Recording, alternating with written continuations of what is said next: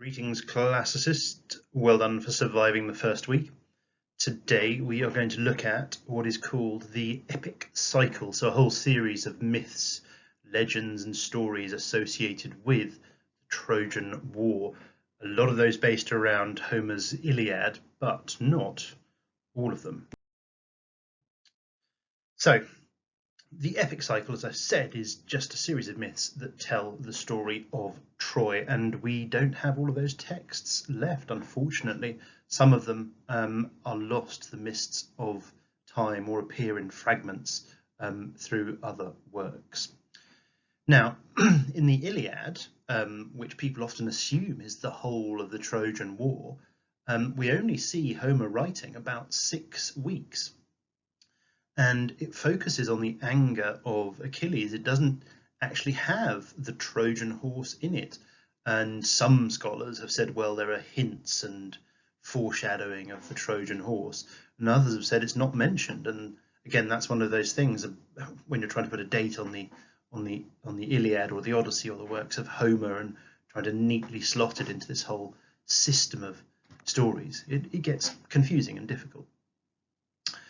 Now, Homer's audience would have known all of the other epics, or at least the stories associated with them. And that's one thing we've really got to remember when we're looking at both the Iliad and the Odyssey. When Homer brings up a character, be it a god or a hero, or a woman or a nymph, most of the audience would have had a good understanding of who they were and what they'd done. So there's a whole power of association that just leaps into being when you say simply the word, Odysseus or Achilles or Thetis or something along those lines. So we do need to have an awareness of the whole story of the Iliad and the Trojan War cycle, so that when we're analysing the Odyssey, because remember that's our set text, we understand instantly the power of mentioning someone's name or a myth or a character or something along those lines. So we're going to look at a whole series of myths just in outline, just so that you have an understanding of the whole story of the origins of the Trojan War, a little bit of the Trojan War itself, and then the aftermath, which is fundamentally what the Odyssey is. Now, as we're going through these stories, I want you to think about these questions and jot a few things down. So how do the myths that we're looking at help characterize heroes? So Odysseus, for example, has got a reputation for cunning long before the Odyssey, long before actually even the Trojan War itself. He shows cunning in situations before the war even starts. Other things to consider: how do these myths show the societal values and issues of the time? So what are these myths trying to explain or highlight? What problems or values concepts of society that are they really about? Because we tend to tell stories, myths and legends about the things that are most important to us as a society. And again, as I've said before, remember that the Homeric audience, when they read Homer for the first time, or rather more likely listened to Homer for the first time, they would have been aware of this whole catalogue of myths and stories. They may have heard slightly different versions. And one of the things that Homer does is write things down, or put, for the sake of argument, writes things down in a particularly beautiful and spectacular way. And we don't quite know what are tweaks of Homer, what's his own original ideas, and what is him just beautifully writing down a pre-existing myth.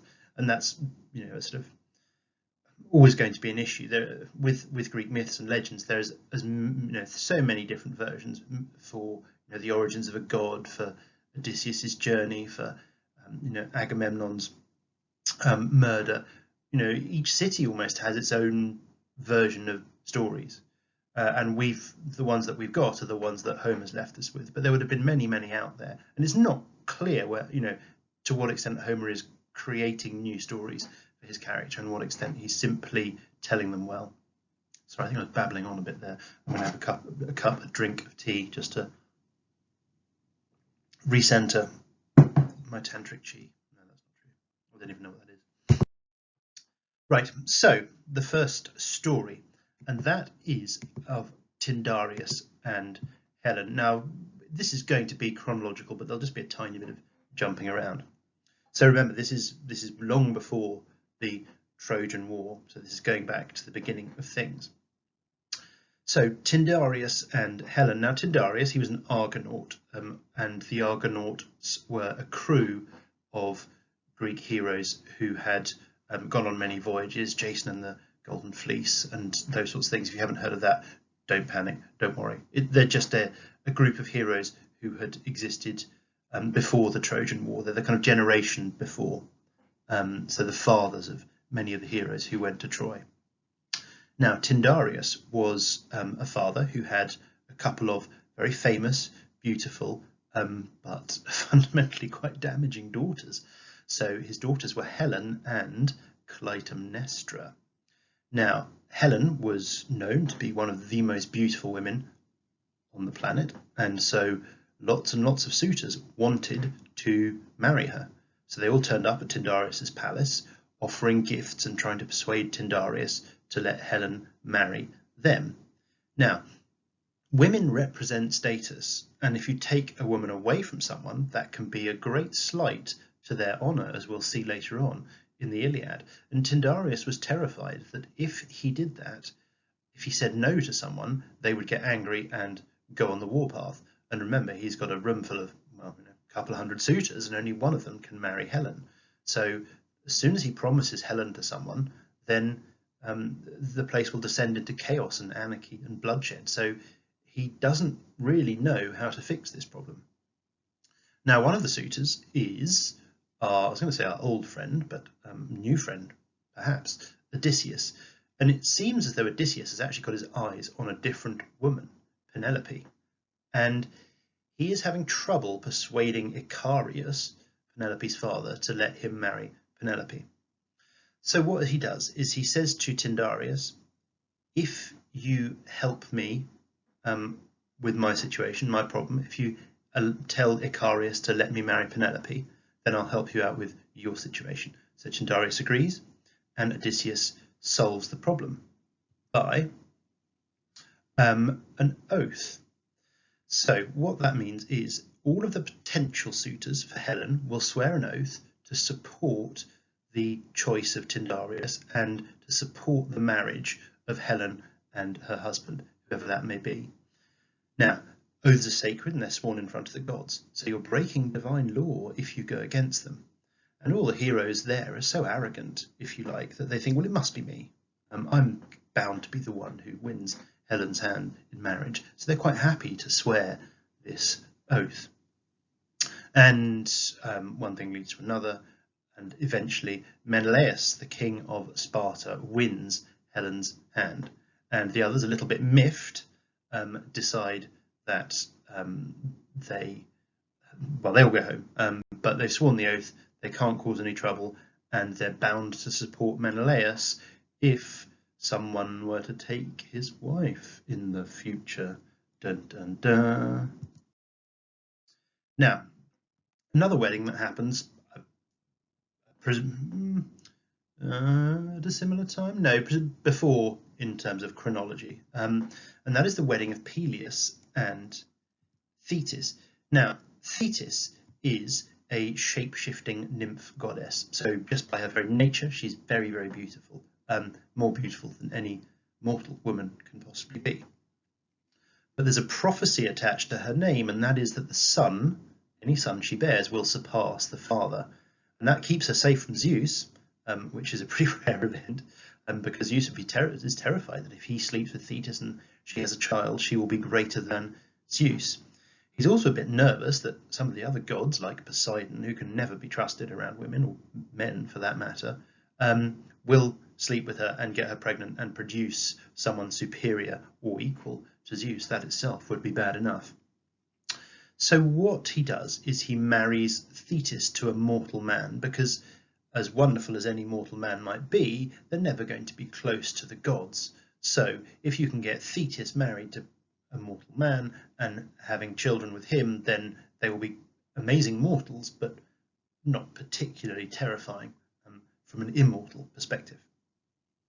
So Zeus sets up the human Peleus, who marries Thetis, the sea nymph. And once this setup is underway, they get married and have a great party where all the gods are invited. Now there's a certain goddess called Eris who was not invited to the wedding, and that's because she is the fundamental embodiment of discord, of disharmony, of unhappiness. So why would you want her at a wedding? Weddings tend to be, after everyone's had a few drinks, they can be pretty unharmonious and turbulent places at the best of times. So you certainly wouldn't want to add a goddess whose fundamental role is discord and disharmony. So she's not invited, but she is pretty pissed off about that. And so what she does is something really quite naughty. She has a golden apple, and on it she writes, "For the fairest," and she rolls it into the wedding. And all the goddesses see this and think, well, that must be for me, that must be my apple. Goddesses do not have any concept of the idea they are not the most beautiful, the most amazing, the most wonderful person, thing, being to exist, and the idea that someone else might be more beautiful than you is horrifying to them. So Eris knows that there's going to be a fight over this apple. Now, according to some legends, the apple rolls basically to Zeus's feet, and Zeus is in real trouble because he either has to give the apple to his daughter or his wife, and he is going to be in real difficulties, whoever he chooses, be it Aphrodite or Athene or Hera, his wife. So he rather cleverly and rather unfortunately passes the buck, and he hears that there is a great mortal prince called Paris, and Paris is nominated to be the judge. So Zeus says to him, "I need you to choose who should be awarded the golden apple." Now this, in a sense, might seem like a great idea for Paris. He gets to see these beautiful goddesses. Aphrodite would have certainly been naked. I don't think Hera and Athene would have done, but their beauty would have shone through nonetheless. Now, the three goddesses were not playing fair and tried to bribe Paris, and they all offered him things that are in line with their nature in an attempt to win him over and to get the decision in their favour. So Juno offers him dominion over all the kingdoms on the earth, so sort of ultimate political power.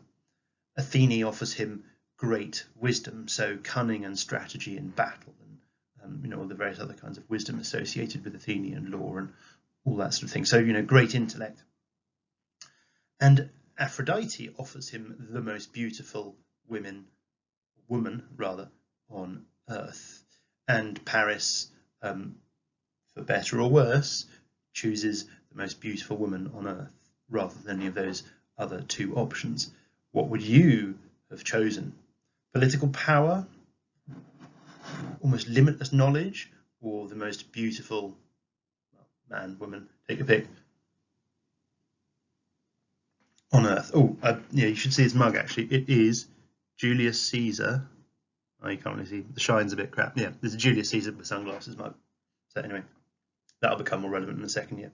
Anyway, so Paris has to choose, and he chooses Aphrodite, and he is pissed off the wife of Zeus and the goddess of strategic warfare. So maybe not a great choice, but that explains why the goddesses are so furious with Paris, Prince of Troy, and the city of Troy. And that's why they're so keen to get involved in what might otherwise be a more simple mortal conflict. Now, Paris has been given Helen of Troy, if you like, but not in a physical sense. He still has to go and get her, and there's all sorts of variations on this myth. And this isn't a Homeric myth, although he refers to this constantly. We don't have sort of 10 pages of the kidnapping of Helen, or the seduction of Helen, or whatever you want to call it. Now, Helen was married to Menelaus of Sparta, and Paris went to see Menelaus and formed, if you like, one of these guest friendship relationships with him, came to Menelaus as a guest, and Menelaus welcomed him as a good host. Now, whether Paris kidnapped Helen or seduced her, for some people, for some Greeks, it's a really important thing in terms of the innocence and guilt of Helen, and to what extent she bears blame. But another way of looking at this story is almost not about the woman. It's about the Xenia relationship. It's about this fundamental value that holds society together. So Paris should neither have kidnapped Helen nor attempted to seduce her. In a sense, whether she was kidnapped or seduced is actually irrelevant. It's the fundamental violation of Xenia that's the primary purpose of the story here. Obviously, for other Greeks in other stories, and if you're looking at other morals, actually whether she went willingly or not is an important debate.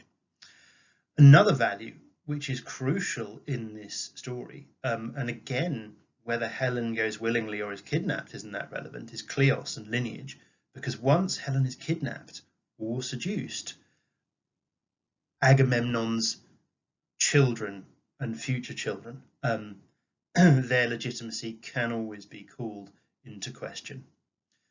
Furthermore, he has lost a valuable physical possession, if you like. He gains status from being married to Helen, the most beautiful woman in the world, and how she's taken away from him, again, isn't necessarily that relevant.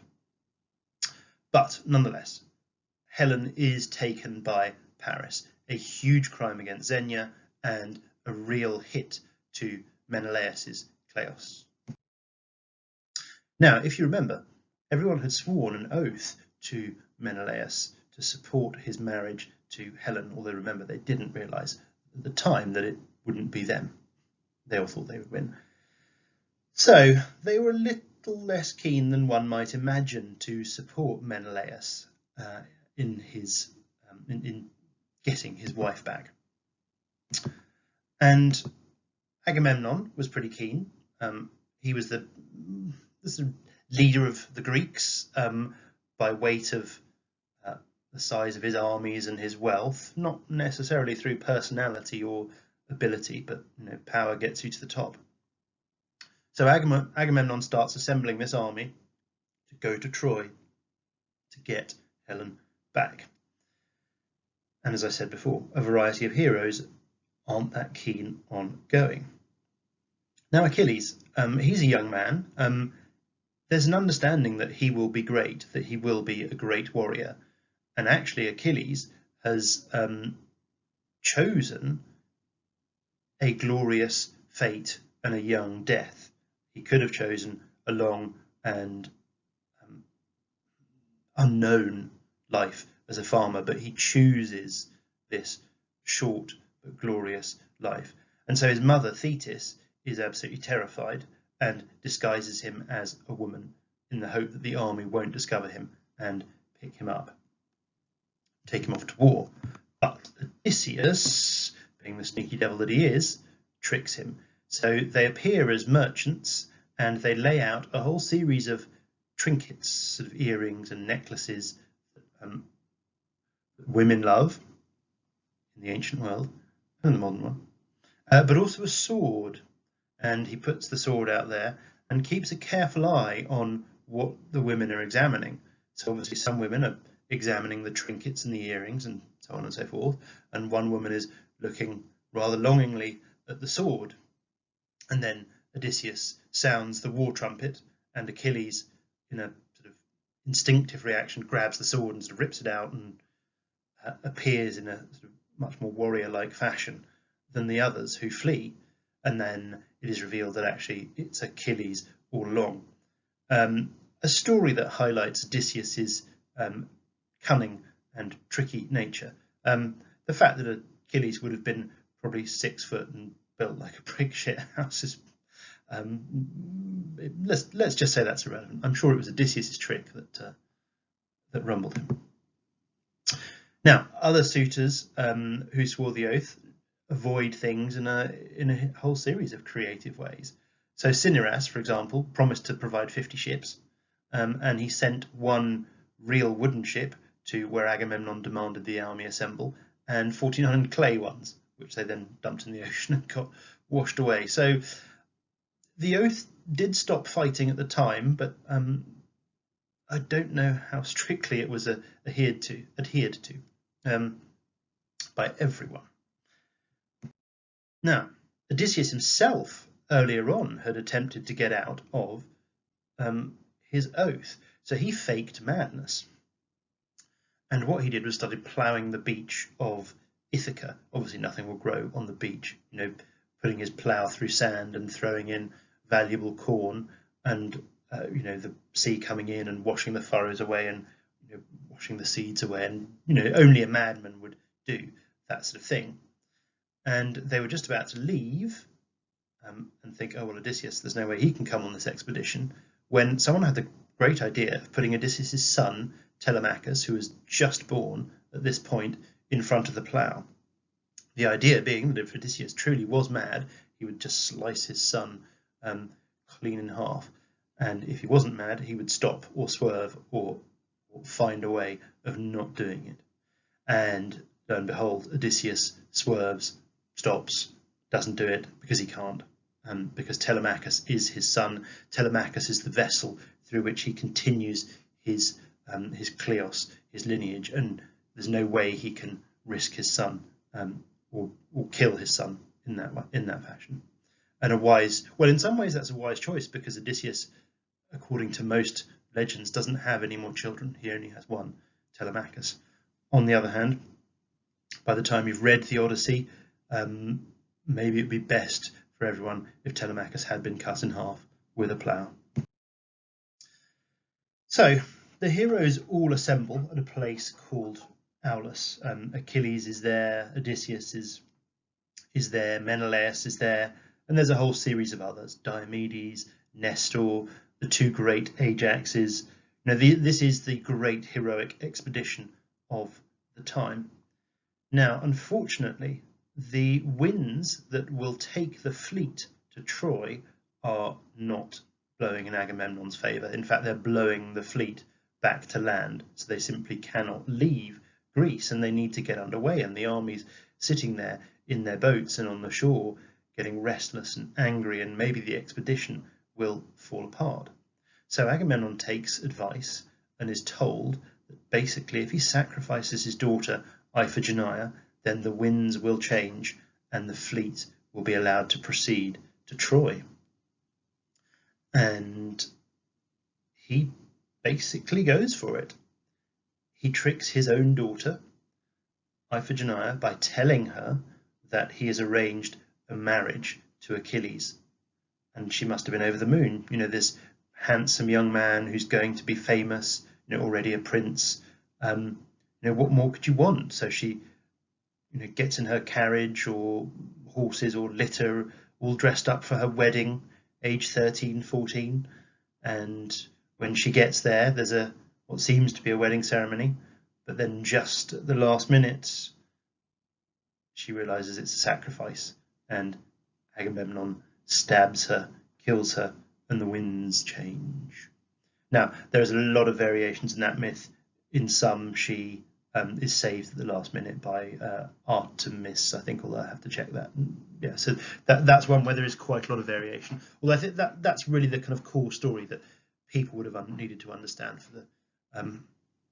for the Trojan War and what happens afterwards, because Agamemnon's wife Clytemnestra is livid with Agamemnon for a whole variety of reasons, but brutally murdering their daughter is certainly a good one.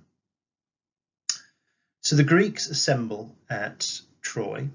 Sorry, yes, they've assembled at Greece and they've sailed across and they land at Troy. Now, for 9 years, not a huge amount happens. There is this sort of 9-year gap. We don't really have any remaining texts that focus on it very heavily. So there are hints in summaries and extracts, and it doesn't seem as though any massive events took place. But they spend 9 years plundering the area around Troy, capturing cities, going far and wide. So it does seem to be, there seems to be these hints that it was actually a much larger conflict than a simple kind of siege of a single city. There's stories of heroes capturing 11 cities themselves, 11 allies of Troy. So again, are we looking at some kind of reality of a kind of Greek invasion of Asia Minor? Anyway, we're never going to know, and we can get lost. But anyway, this is the tradition is there was 9 years of raiding, plundering, toing and froing. In a sense, not a huge amount goes on. But by the end of the 9 years, the Greeks have defeated a huge number of the Trojan allies, and Troy is starting to be cut off. Although it never really is completely surrounded and unable to receive allies or send messages or do anything, in part because the walls of Troy were built by Poseidon and are destined never to fall, although you need to be very careful with that language. So in this 9th year, there is a notable quarrel between Agamemnon and Achilles. They fall out over the division of spoils. It is fundamentally who gets which slave girl. And that is the start of Homer's first great work, the Iliad. And then for this sort of 6 weeks and the quarrel of Agamemnon and Achilles, we get a huge, in-depth sort of analysis of heroes and heroism and so on and so forth. It's something we're going to look at in a little bit more depth later on. You've already looked at a summary of the Iliad, so we're going to spend a lesson on it after this one, but for the purposes of today, of giving you an understanding of the whole cycle, we're just going to move through with some very key highlights. So, because Achilles has been slighted, his time has been reduced, his honour has been reduced, he refuses to fight. And his great friend, this is a massive distillation of the Iliad, obviously, and his great friend, Patroclus, decides that he still will fight for his friends, for the Greeks. And so he puts on Achilles' armour, and he goes out and fights with Hector, the principal Trojan hero. And through divine intervention, and to a degree the skill of Hector, Patroclus is killed. And when news gets back to Achilles, Achilles loses his mind. He goes completely out of control. He takes to the battlefield wearing new armour that Thetis, his mother, has persuaded Hephaestus, the god of craftsmanship, to build. And once he's in his new armour, he goes berserk on the battlefield and slaughters Trojans by the 100 and starts desecrating bodies. So this is a sign that he has gone beyond what one should. He has become a savage barbarian, which is quite interesting for this sort of character who's one of the greatest Greek heroes. But as with all Greek heroes, they're deeply, deeply flawed. And I think that is quite an interesting thing in Greek myth and in Greek literature about these heroes, these myths and legends. They never really sugarcoat it. Every single hero has got a deep flaw that leads to tragedy. And so I think they do make quite good moral lessons in so many ways. Anyway, Achilles, after rampaging through the Trojans and all sorts of other not minor adventures, but he kills boys begging for mercy, and he fights a river, and does all sorts of things that really emphasize the death and the horror of war and his absolute all-consuming rage. Eventually he takes on Hector, Prince of Troy, in a duel and kills him. Achilles, to again really emphasize his completely irrepressible rage, ties Hector behind his chariot, threading a leather loop through Hector's Achilles' heels, ironically, tying him to the back of his chariot and driving around Troy, dragging the body for days on end in front of Hector's wife and child and family, with Achilles just, rubbing it in somewhat. And that's really a sign that he has completely lost it. That's not what a civilized person should do. And if I catch any of you doing it, Basvic, I'll be very disappointed. So, Achilles does, as with many heroes, does eventually sort of calm down and come back into the fold. And there's an element of redemption. He takes the body and he gives it back to Priam, the old king of Troy, Hector's father, and there's a sort of reconciliation where Priam and Achilles are sitting there, understanding the nature of humanity and loss and sadness. So it's quite a humanizing moment for Achilles. Then there's some funeral games and where the heroes compete, and that's it. That's the end of the Iliad. It doesn't include the Trojan horse and some of the wonderful stories like Penthesilea, the Amazon queen, and Memnon, the king of Ethiopia, and all sorts of other, exciting and interesting stories that you might have heard with regard to Troy, are not actually in the Iliad. They're part of the broader epic cycle. So Homer's Iliad has ended, but the story has not. There are still plenty of myths and tales associated with the Trojan War that Homer doesn't cover. Strangely, perhaps, and one of the most famous, is the death of Achilles himself. There's a few other adventures that Achilles gets up to, such as fighting the queen of the Amazons, Penthesilea, and the Ethiopian prince, Memnon. Exotic and strange tales that we don't really have in a particularly full form, and we'll come on to them in various other modules. But the death of Achilles is an odd one. As the world's greatest warrior, you would think that he would die in glorious battle, perhaps fighting 100 heroes at the same time, or maybe even taking on a god, or some creative, exciting, spectacular death. But it's very much the opposite, and again I think that goes back to the educational nature of Greek myths, where they're trying to teach us something. Achilles is killed with a poisoned arrow by Paris, the lowliest of heroes. Paris is still a hero. He's a prince and he's a warrior, but he's a coward.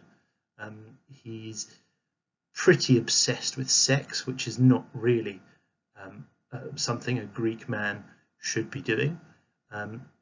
He's a bit more of a lover than a fighter, and so for Achilles to be killed by Paris is in a sense a humiliation. And the way he's killed is even worse. Achilles is ambushed by Paris. He doesn't even see it coming, and he's shot in the heel with a poisoned arrow. And the reason why the heel is so significant is because, according to some tales, and not all of them, Achilles was dipped in the river, and I can't remember which one it is. It's not Styx or Lethe. Oh, it's one of the rivers of the underworld, and that gives him invulnerability to mortal weapons. But obviously, where his mother had just grabbed him, there was where her fingers held him. Those didn't get covered in water, and so there was a little vulnerable spot, and that's where Paris shot him. Thus, we get the phrase Achilles' heel, a weakness in an otherwise very strong situation. So Achilles had a glorious and short life, but an inglorious death. And in theory, that is what any Homeric hero would choose, to have this short, glorious life full of honour, preferably an honourable, glorious death. But if you've had this great, glorious life, you can probably get past that. And is that the case? Well, it's interesting, because when we see Achilles in the underworld, spoiler alert, as part of Odysseus's journey home, his opinion has somewhat changed on that aspect of heroism. So Achilles dies, but Troy has not yet fallen. There is more to the story to go. Now, Troy has not fallen because they do not have the bow of Hercules, and it's prophesied when they get hold of the bow of Hercules, then Troy will fall. Now, the bow was owned by an individual called Philoctetes, who was part of the Greek expedition, but on the way, his foot had cut. Well, he'd cut his foot, sorry, and it had become gangrenous and stinky, and there was the smell of decomposing flesh, and it was all full of pus and maggots and all that sort of stuff. And so they said, well, you can't come with us, you're revolting. So they left him on the island of Lemnos with this bow, and they had to go back 9 years later and persuade Philoctetes to come back. And the individual who was sent back to get him, amongst others, was Neoptolemus, the son of Achilles. And Neoptolemus persuades Philoctetes to come back, and so he comes back to Troy. And then the scene is set for the final fall of Troy. They've got the bow, the prophecy's been fulfilled, so things can move forward. So the Greeks need to break into the city of Troy, but there is a problem because the walls of the city of Troy were built by Poseidon, and they cannot be breached by mortal man, so the Greeks are going to have to trick their way in. Now, fate has allowed it. They have met the conditions of the prophecy, and if you read the Iliad in great depth, you'll see there's all sorts of fated times and events that will lead to the downfall of Troy, although when the city falls is arguably a little flexible. So Odysseus comes up with an idea that is very Odysseus. It's all about trickery and deceit. So the Greeks all jump in their ships, make this great play of leaving, and they sail away. And they sail to an island off the coast of Troy called Lemnos, and they hide behind this island. And what they've left on the beach is a wooden horse, quite a big wooden horse, and it's been secretly stuffed full of soldiers. They leave an individual, a tricky Greek individual called Sinon, who we'll see later on in the second year when we look at the Aeneid. They leave him behind, and he tells the Trojans when they come out that this is an offering to Poseidon for the Greeks to go home. And the Trojans are not completely stupid, but some of them suspect a trick, but because it's a religious icon, if you like, a religious object, to defile it by pulling it apart would be blasphemous and get them in trouble. So they don't. Cassandra, remember her, who refused to sleep with Apollo and thus had her prophetic gift twisted? She sees it, she knows what's happening, she's trying to stop the horse being brought in, but no one will believe her. So in spite of all of those lottery tickets that she predicted and won, it's still not a great gift to be able to see the future and have no one believe you. So anyway, the Trojans, after some debate, bring the wooden horse into the city, and they pull the walls down to get the horse in, according to some myths. So we all know what happens next. The Trojans get drunk and go to sleep, and the Greeks pour out of the horse. The other Greeks have returned in the middle of the night, landed their ships on the beach, and pour through the gap in the walls left by the wooden horse, and Troy is plundered. It's sacked, it's pillaged in the most appalling act of savagery, even by standards of the time. So the population is, well, the male population is largely slaughtered. The women are enslaved, especially notably the noble women, and that gives rise to a very famous play called The Women of Troy. And it's quite an interesting one. It's quite an interesting story, in that you have these women who were once princesses who are now common slaves, and it reflects on the cost of war and how one's circumstances can change seemingly at the drop of a hat. More importantly than slaughter and slavery, because those things are part of life in a sense, and not actually something that the gods would always punish, if ever, really, just on its own. What else happens is that temples are destroyed, temples are burnt, temples to all the gods, and that the gods will not tolerate.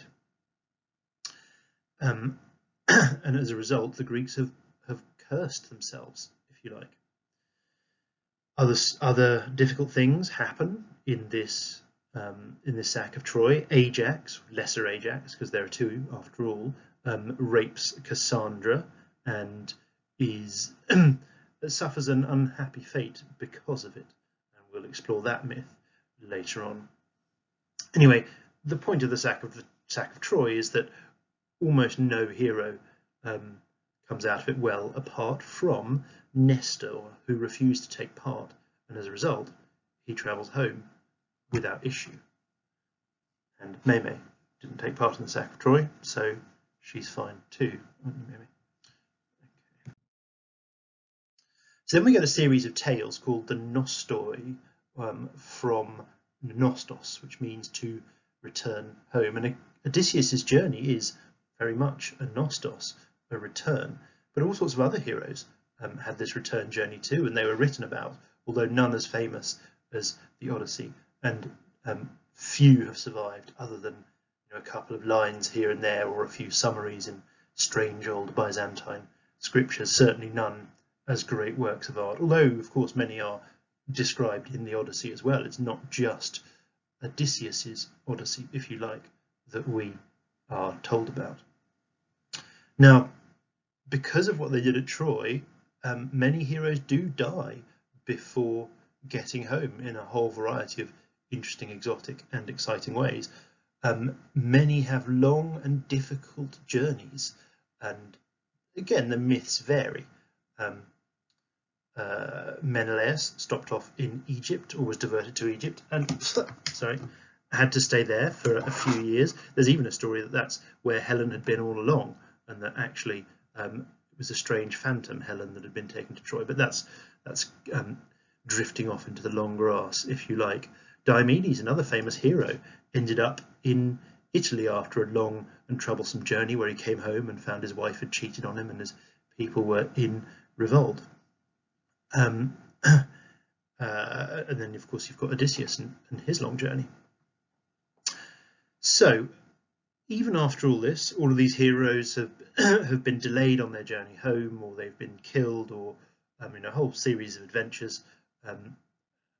Odysseus is absolutely the last hero to be accounted for. So his Nostos is longer than anyone else's, and that really highlights the sort of the significance of it.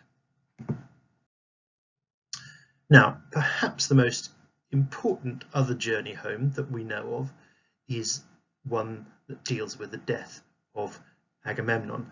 Now, Agamemnon and his family are very important because they're mentioned at the beginning of the Odyssey, and they are a very interesting point of comparison. In a sense, they are the opposite of Odysseus and Penelope. So Odysseus makes it back home to Penelope. Penelope has been faithful, and although the kingdom is under grave threat, Odysseus takes it back and successfully restores himself to the kingship. With Agamemnon and Clytemnestra, it's in a sense what happens when things go wrong. So Clytemnestra cheats on Agamemnon. She takes a lover, Aegisthus, and when Agamemnon comes home, there are various versions of the myth, but one is that Clytemnestra kills him in his bath, and then her and Aegisthus rule the kingdom. So this man, after 10 years at Troy, comes back and is brutally killed by his wife. Now you can see why Clytemnestra might have done it. Agamemnon, after all, killed Iphigenia, her daughter, and when Agamemnon came back, he was with Cassandra, and obviously as a lover.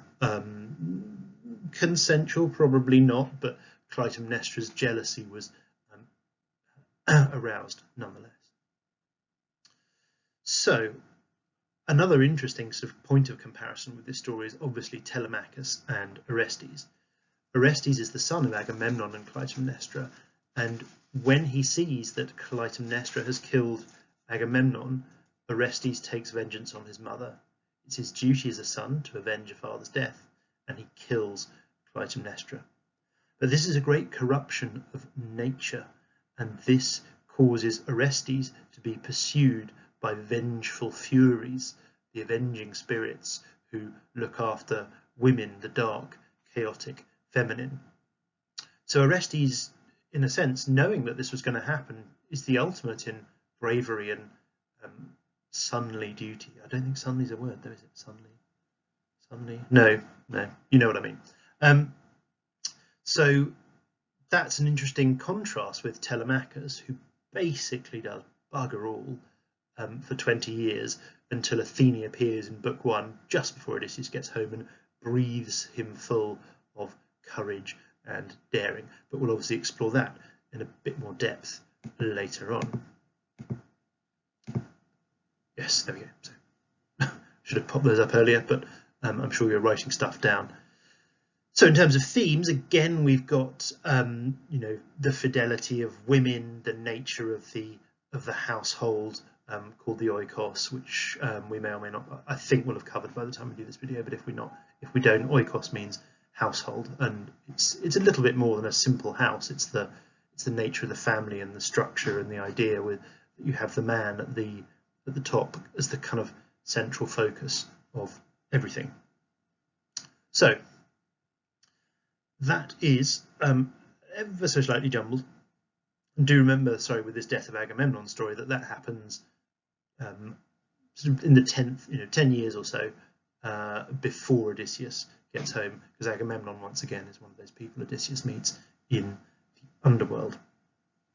So what I wanted you to do, what I want you to take away from this video, is just the outline of the myths, who these people are, and just again the outline of the story. So when we see Agamemnon in the underworld, you know he was the leader of the Greeks, he was killed by his wife, and that when Odysseus sees him in the underworld and hears this story, he's going to be thinking, gosh, if this happened to Agamemnon, what could be happening to me at home with my wife? So we need this outline understanding of these people to understand the Odyssey. So make sure you know these myths, make sure you know to what values they are referring. So Xenia, Kleos, Time, the nature and role of women, and the oikos, I guess, are going to be some of those big values that will be here. Now, my intention is to produce an A3 sheet on this with the slides, and you can kind of spider diagram off the boxes. I hope that's worked out. If not, do something wonderful on your own piece of paper, and I'm sure it'll be fantastic. Cool. Okay, well, there we go. That is the end of lesson number 5, and next lesson we will look at the text of the Iliad, so doing a bit of a deeper dive in a chronological sense into midway through this kind of myth cycle. Anyway, that's it from me. It's late on a Sunday night, so I'm going to go and sleep. Good night. See you next week.